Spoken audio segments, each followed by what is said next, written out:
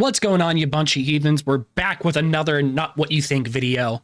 This one called Why Sinking an Aircraft Carrier is Almost Impossible. And I already vaguely know how it's almost impossible, but I want to see what he says because I love it whenever he does these. I just love him. I love the way he talks. I try to remember when I found him. I want to say maybe during around the lockdown era, maybe. Because it was just is not what you think. It instantly drew me in, especially with the whole like military thing. I was like, oh, fuck yeah, I gotta check this dude out. And every so often I check back in on his page for his shorts a lot of the time. I'll be laying in bed and doom scroll his shorts. But his long form videos are also really cool, and he gets to do some really cool shit as well. Like, I know he's actually gone out to certain places to like tour certain things, which is super cool. Either way, we're jumping into this one, and I've gotten the request for the Izomo destroyer video that he did. I'm pretty sure it's the Not a Carrier, and I have done that video before, in case you need to know. Either way, let's jump in. Make sure you check out and support the original video. Let's go. In December 2023, an Iranian drone flying over the Persian Gulf was able to get close enough to the Eisenhower Carrier Strike Group to record their movements, including their flight deck operations. Yeah, I saw this. It seems alarming that the Navy's... Yeah, I saw that video, and it's just like, dude, if you're that close, they see you. And they deemed you not a threat. Air defense was so easily infiltrated by a cheap drone. The thing is, letting the drone fly above the aircraft carrier wasn't a failure. It was a choice.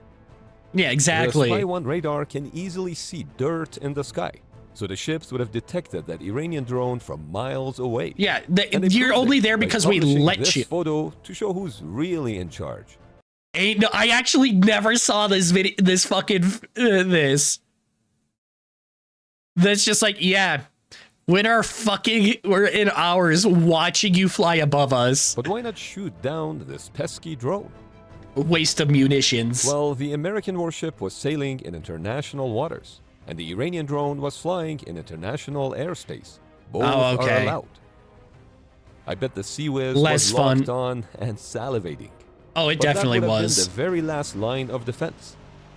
If instead this was an anti-ship missile coming toward the carrier, it would have been a much more interesting scenario. Because it would have been an insane. Aircraft carrier is a beast of a ship and carries an air force that dwarfs that of most other nations, it cannot. Which, by the way, I just gotta say is such a fucking flex. It's like, yeah, one ship carries the more than your entire air force, or the equivalent of your air force, is such a fucking flex and a half. I love it. On its own. It in fact relies on a combination of support ships in order to defend itself. And once you see how this multi-layered defense works, you'd seriously question the sanity of those who dare to use anything but a camera to shoot it. Oh no, not a fucking... Are those pirates? A US Navy carrier strike group is an offensive and defensive force, made up of an aircraft carrier and its baddest buddies, a combination of Ticonderoga cruisers, Arleigh destroyers, and fast attack submarines, plus other logistics and supply ships. The primary offensive firepower within the carrier strike group is, of course, provided. The side profile of looking at an aircraft carrier just looks so fucking nice. I love it. Carrier's air wing, which is primarily made up of FA-18 Super Hornets. Starting in 2021, F-35C squadrons have also been joining the Super Hornets on these missions. Yep. These aircraft can be catapulted from the carrier. God, I love the F-18. Miles or more. You already know this. I love the F-18. The strike capabilities provided by the 40 to 50 fighter jets aboard a single American supercarrier. God, that fucking noise is slightly sexy. Less than what the Canadian or Finnish Air Force currently provides. But the carrier air wing is not just an offensive force. No, it's a floating fucking city. The first layer of air defenses for a carrier strike group. Several fighters are kept on Combat Air Patrol or CAP, 24 hours a day, 7 days a week, patrolling the sea hundreds of miles away from the task force. The FA-18E costs $21,000 per flight hour. The F-35C costs even more, almost double that, at $44,000 per flight hour. And that's without shooting any missiles. That's fucking insane. If the CAP Fucking dope, spots an though. approaching aircraft on a threatening flight profile, Oh, that was sexy. they would intercept the enemy aircraft or any missiles that it may have launched.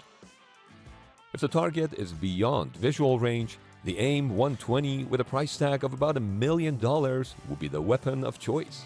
Yeah, these guys are just But if the handling target him. is in short range, God, the carrying. Sidewinder will be more appropriate.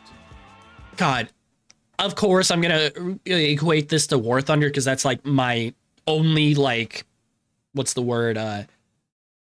Point of reference for seeing a lot of these up at all. They are so much bigger than you actually think. Holy shit.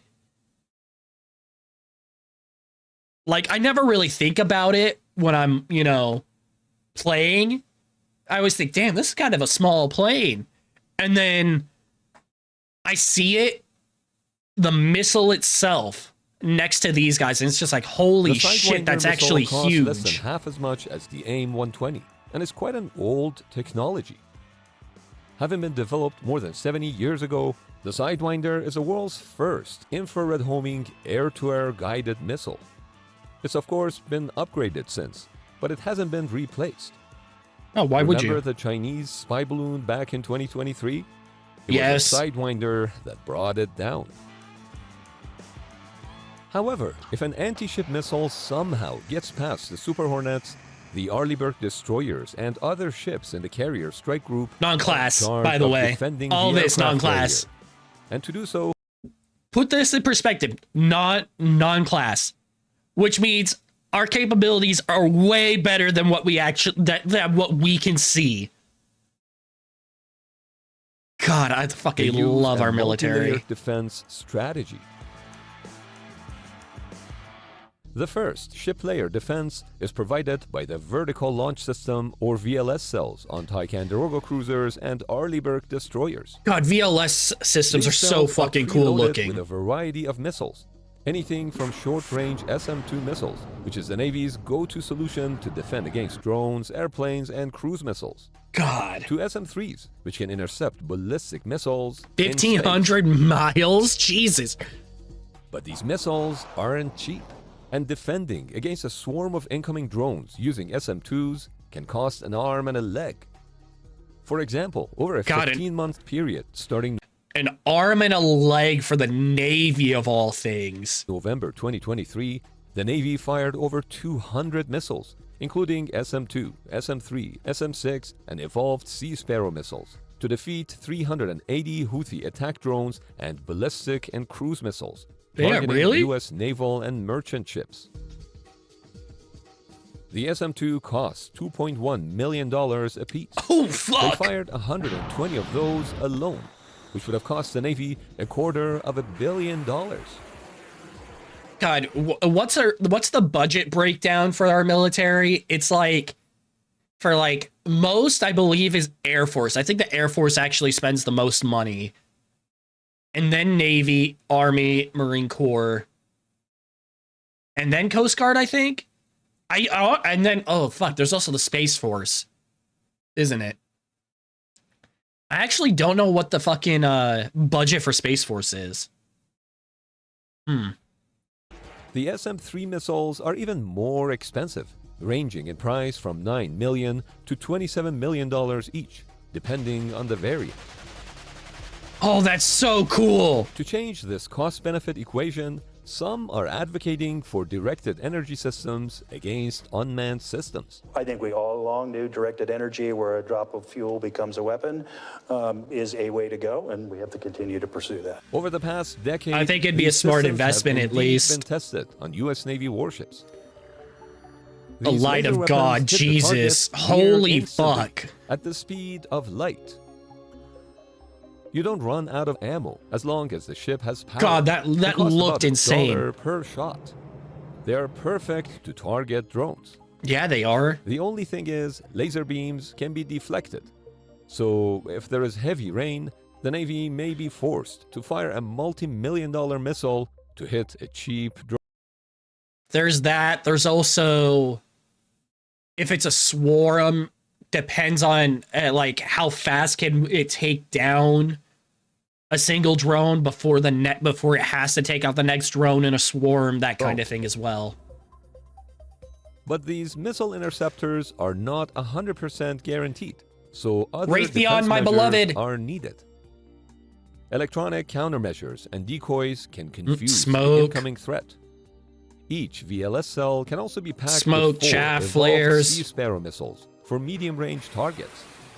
If all that fails and the missile gets within a mile or less from the ship, close-in weapon systems, or CWIS, is the last line God, I of love defense, CWIS. and it works against surface threats too.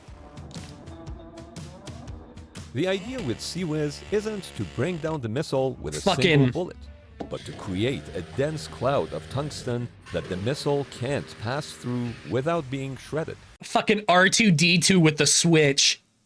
I fucking love him. To build this wall of metal, the CWIS can fire 75 tungsten or depleted uranium rounds per second. When the threat is that close to the ship, there's no time for human reaction, which is why CWIS is fully autonomous, from detection to destruction. In a serious At this scenario, point, yes. The aircraft carrier might be doing some wild maneuvers too, as a last resort. God, make sure. Thankfully, God, what was the fucking aircraft carrier that fucking lost? What was it? Two F-18s or something like that on the one deployment. Hope to God it's not them, because they apparently don't know how to fucking strap down a fucking plane. Stabilization allows CWIS to stay on target, even during rolls and sharp turns. God. Every ship in the fleet Wally has a with the Snoopy blicky on board. When an unknown aircraft, ship, Snoopy. or What's object that may be a potential threat or intelligence Oh, he's that target cute little gets guy. too close to the ship, they call in the ship's nautical or otherwise photographic interpretation and examination team, or Snoopy for short. They get called that's like cute. this: away the Snoopy team, away the Snoopy team, surface contact, port side. The team members must rush so to they the have deck and to get into position in less than 5 minutes. These sailors determined that God, it's super. That's super like important fucking job by far, really important job, but also it's just so fucking like funny.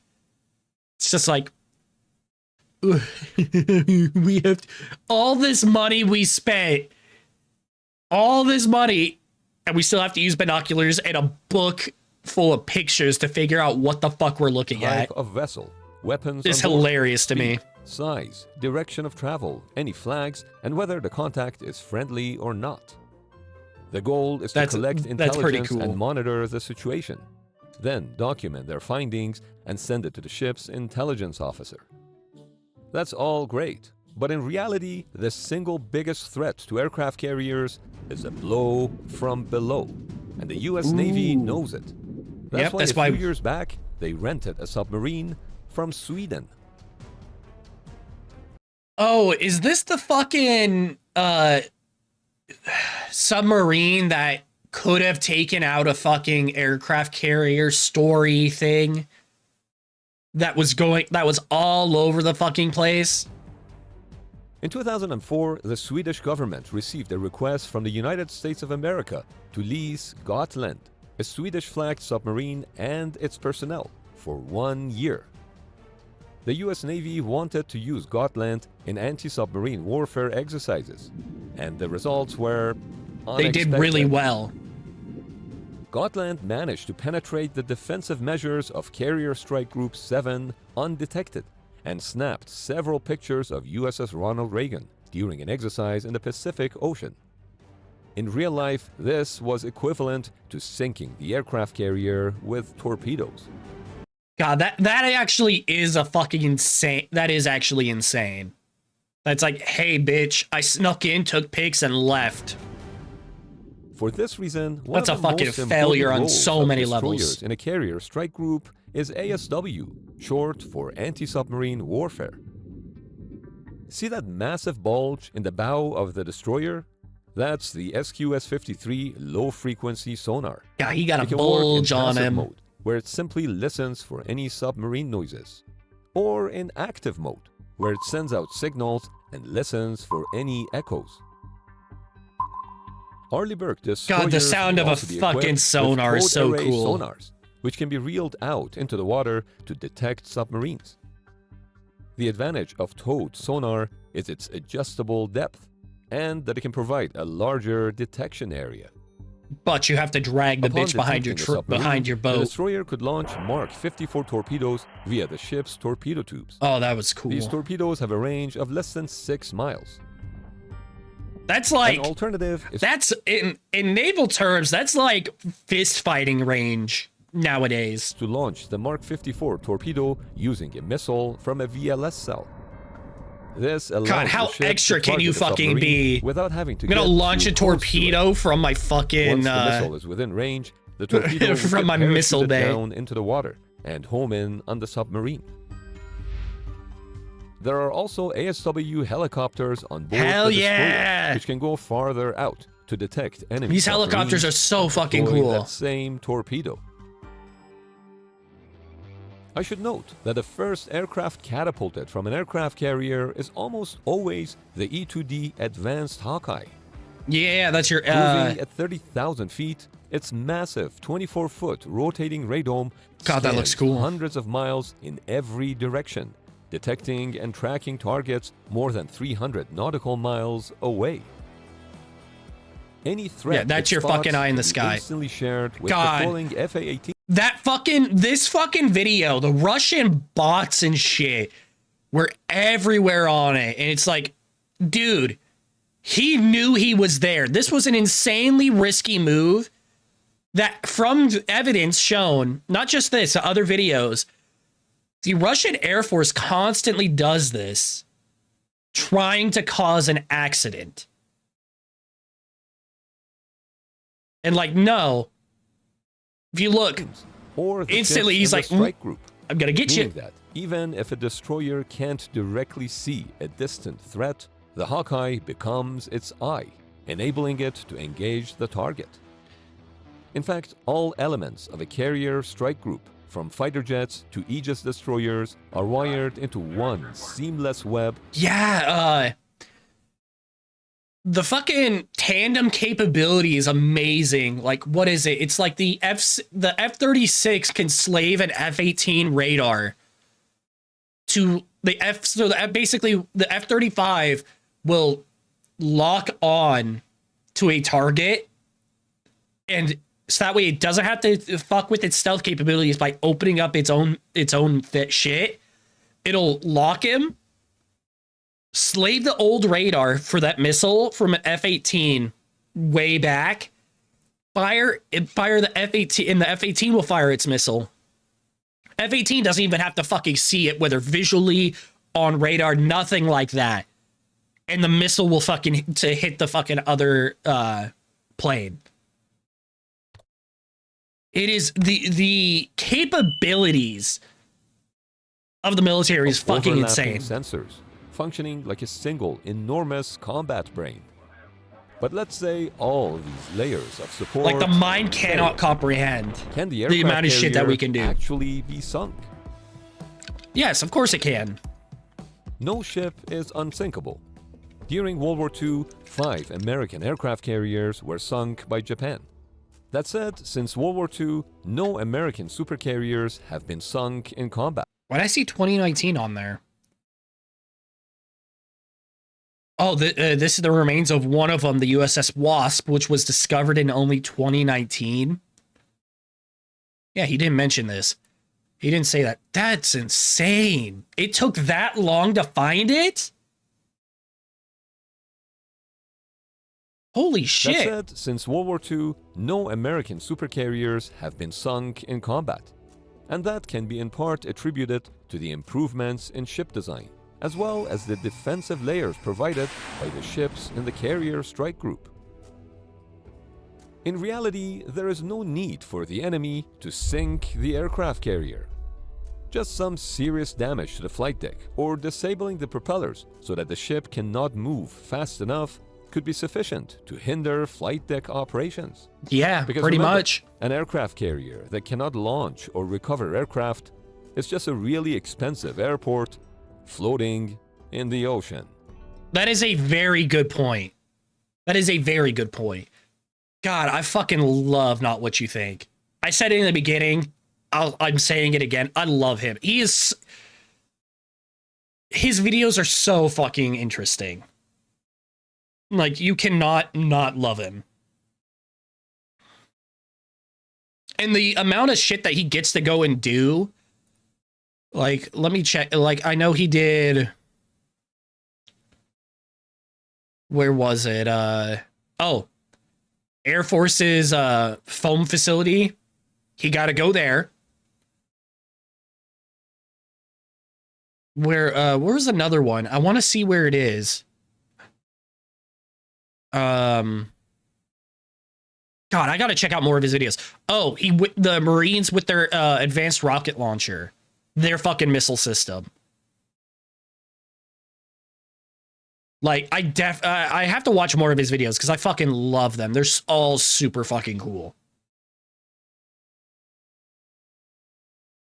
Oh, look at this. A year ago, he went and fucking watched Marines training to breach a fucking door. Dude is... I guarantee you, dude did not think that this is where it would go with his channel, but I'm so glad it is. Make sure you check him out. Like, even if you don't watch his long form and just watch his shorts, they're so fucking good. Fuck. That was Not What You Think. Why seeking an aircraft carrier is almost impossible. Make sure you guys like, comment, subscribe, all that jazz. And until next time, take care of yourselves. See ya.